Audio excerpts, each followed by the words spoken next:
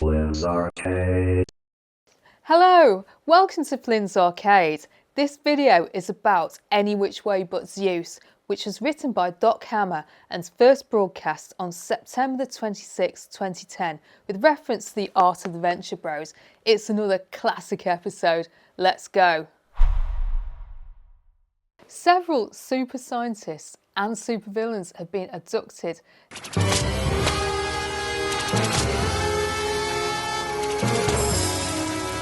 So a think tank has been hastily arranged by General Tryster. All of you are in peculiar underpants, while I am not, because I am special. To find out what happened to them. Whilst the kidnappees are forced to play Greek gladiators for Henchman Zero, for the amusement of Zeus and our mutual pleasure, the battle continues! Sgt Hatred and the boys stage a fake kidnapping of Dr. Venture, which leads to some home truths being shared between father and son. You also killed him. Okay, then just kill him, I guess.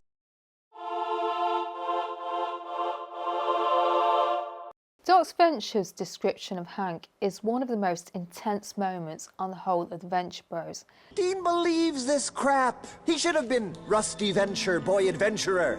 Hank got this life thrown at him, and he fights against it, just like I did. He has always appeared to favour Dean over his brother, so it's heartwarming for Hank to finally learn how his dad really feels about him. However, upon thinking about it, his speech is actually heartbreaking.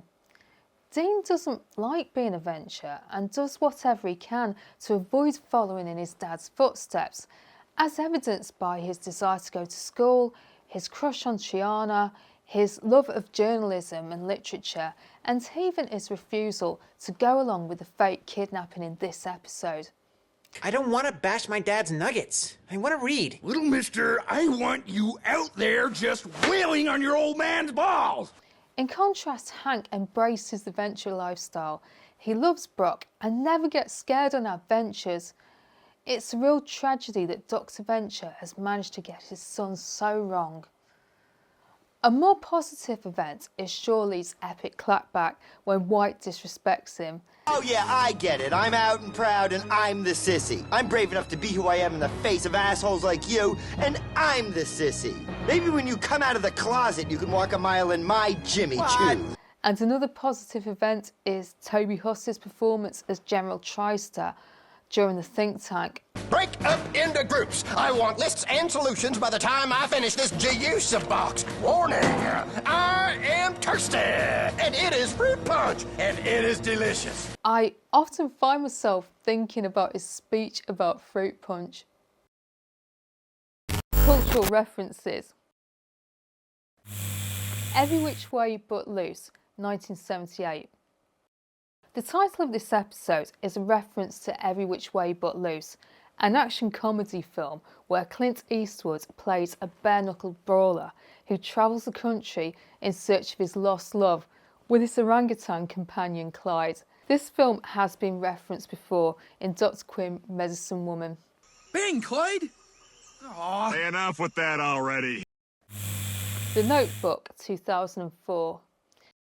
Oh, that poor woman has these saddest tits. Goddamn depressing. Right? Yeah, they're like the Notebook sad. The Notebook is a romantic drama starring Ryan Gosling and Rachel McAdams. I haven't seen it because I don't like sad films, but I read the TV tropes page for it when researching this video, and it sounds like a real tearjerker.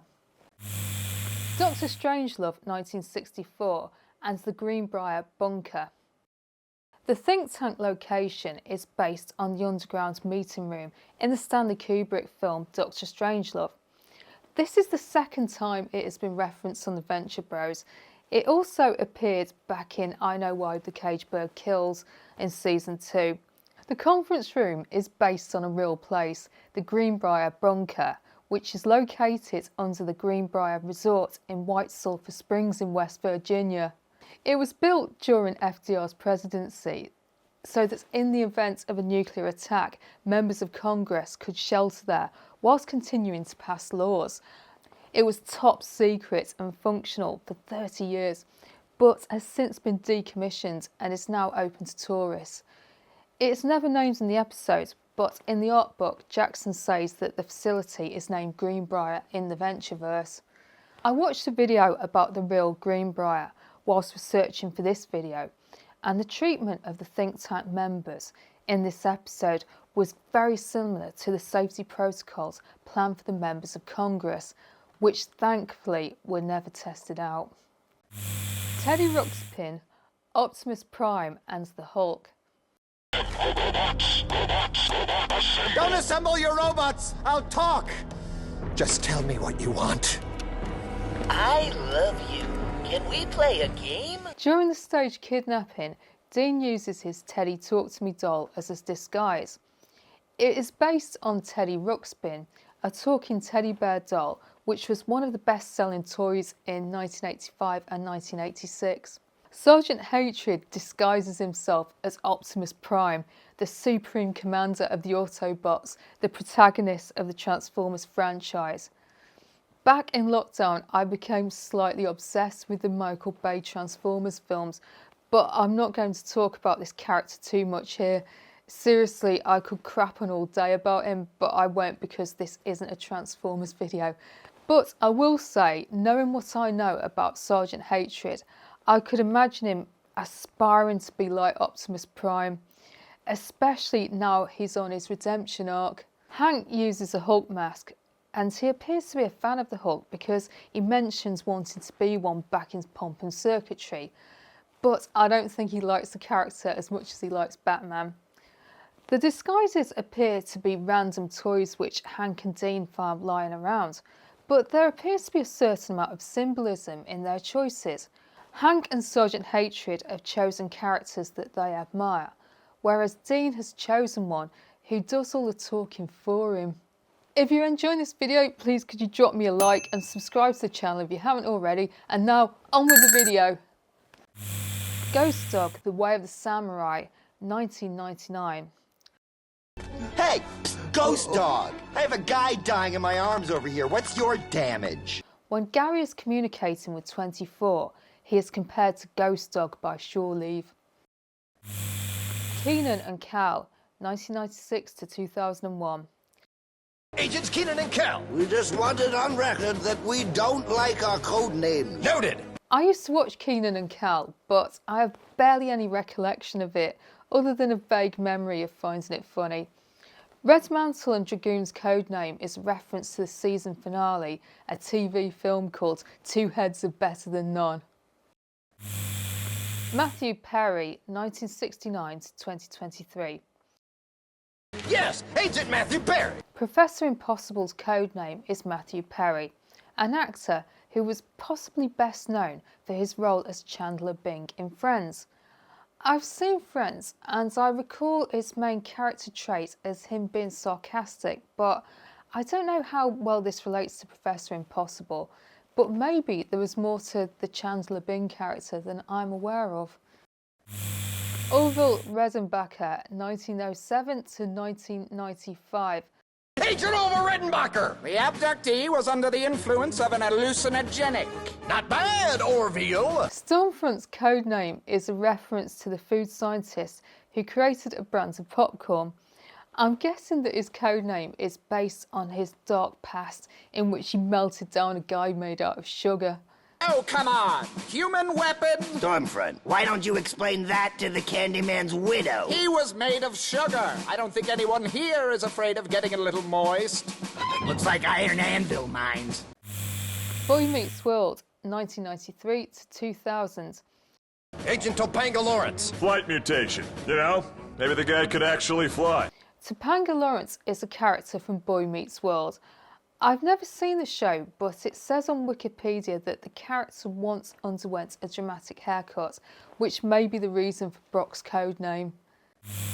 I'd like to teach the world to sing, 1971. You gotta see what's going on topside. Looks like an old commercial for Coke. Yeah, but with less singing. And more people in tights.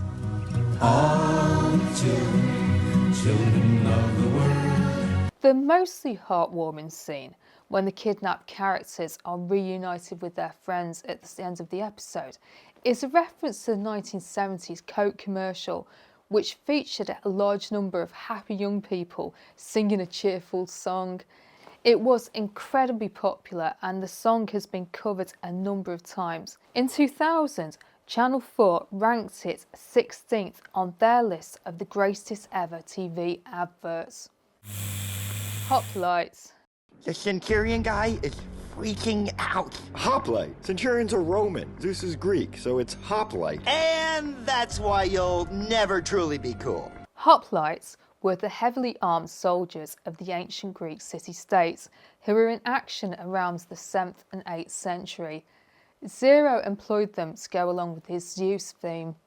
Last week we learned what a secutor and a retiarius gladiator were. We are really embracing the classics on this YouTube channel. Mike Lazzo, 1958 to present, and Keith Crofford, 1956 to present. I've been playing that hole for years and never got it to do that. Two of the golfers are based on Adult Swim royalty. Mike Lazzo is the former executive vice president in charge of the Adult Swim programming block on Cartoon Network and its production arm, William Street. Crofford is the former executive vice president of production for Adult Swim and general manager of William Street.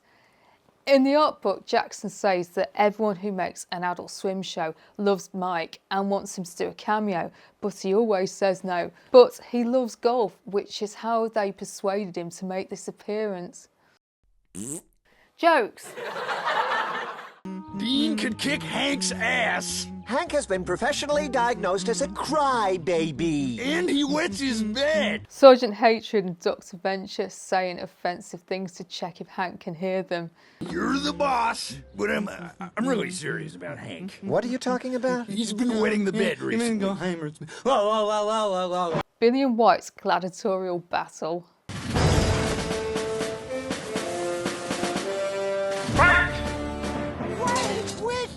With me? You I do everything for you, fella. I might as well have given way to you if I get a little respect. We want to see you fight! Stop fighting and fight! Zero battering Desmond. I will take it from here. Fight me, Zero. Really? You want another beating?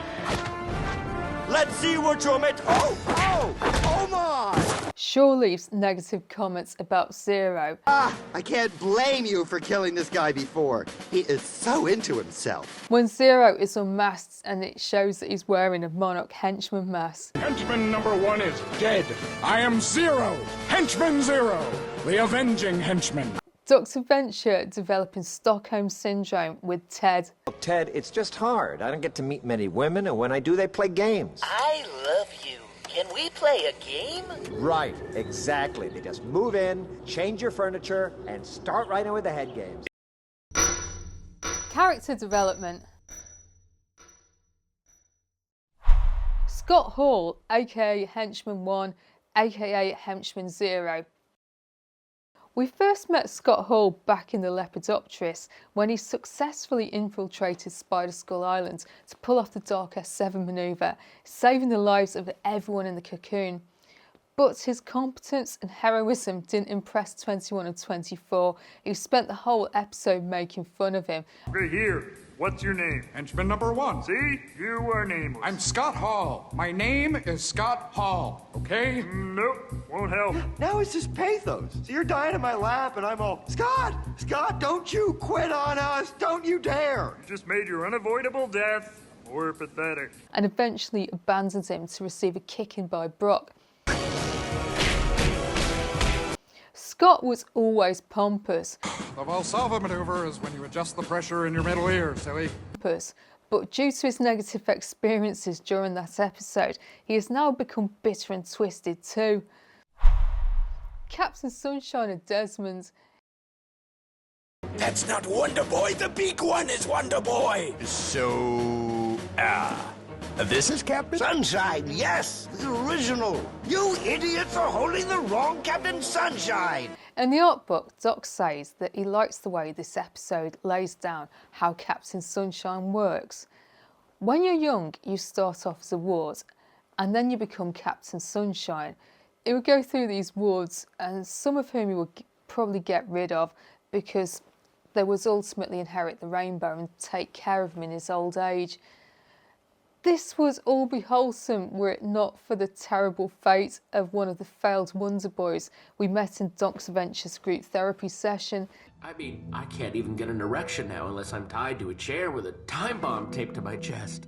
It isn't canon, but I also read a really grim fan theory about Desmond and Captain Sunshine when I did a live stream about the Venture Bros iceberg last year, which I can't seem to shake off. Dr. Venture and Ted. Just us. Forget Robot Commander and the monster. You and I can settle this thing right now. You're my best friend. That's why I feel I can trust you. You're different. Dr. Venture winds up having a heart-to-heart with Dean's teddy bear, and this relationship will continue during the years to come. Ted can only say 4 lines, but this isn't a problem for Dr. Venture. In the art book, Doc explains that Dr. Venture doesn't talk to people, he talks at them.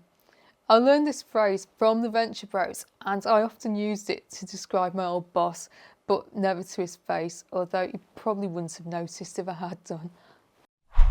Sgt Hatred. No, there is something we can do. Hank, I know where you're going with this, and I love it! The stage kidnapping was Hank's idea, but Sgt Hatred had the necessary skills to pull it off. It's great that he did, because without it, Dr. Venture would have never shared his true feelings with Hank, and Dr. Venture would never have met Ted. I can't imagine Brock going along with any of this. He probably would have taken the kidnapping seriously and sent Dr. Venture to the panic room, or he would have just not taken it seriously at all and left Dr. Venture outside and then gone to hang out in his room and listen to Led Zeppelin or something. So this is the first time I've been happy that Sgt Hatred is the Venture's bodyguard. US Steel and Ghost Robot. Ghost Robot and US Steel's alter egos work with Chuck Scarsdale, aka Captain Sunshine, on the Action News team. This is the 10:05 Action News with Chuck Scarsdale and Barbara Qantas. Sam Turgeon with sports. Weatherfest 5 with the exclusive Action Weather 5 cast. And Neville Brown with sports. And we're also part of Captain Sunshine's super gang. This episode contains a tragic scene when Gary plunged a trident into Ghost Robot, which appeared to finish him off. On 3, you take Zeus and I will get the other guy.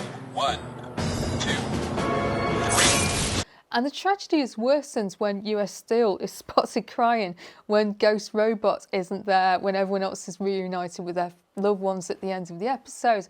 But in the art book, Doc says that people were upset when we apparently killed off the robot, who's a ghost but can come back in seconds. But as Doc says, we simply unplugged him for a minute. Don't be so concerned, everybody.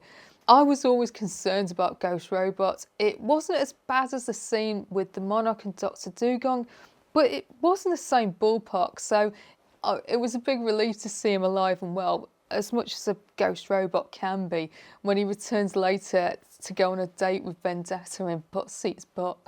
Jackson says that US Steel was originally called Uncle Slam, but he had to change his name when he learned that someone else had already created a character called Uncle Slam.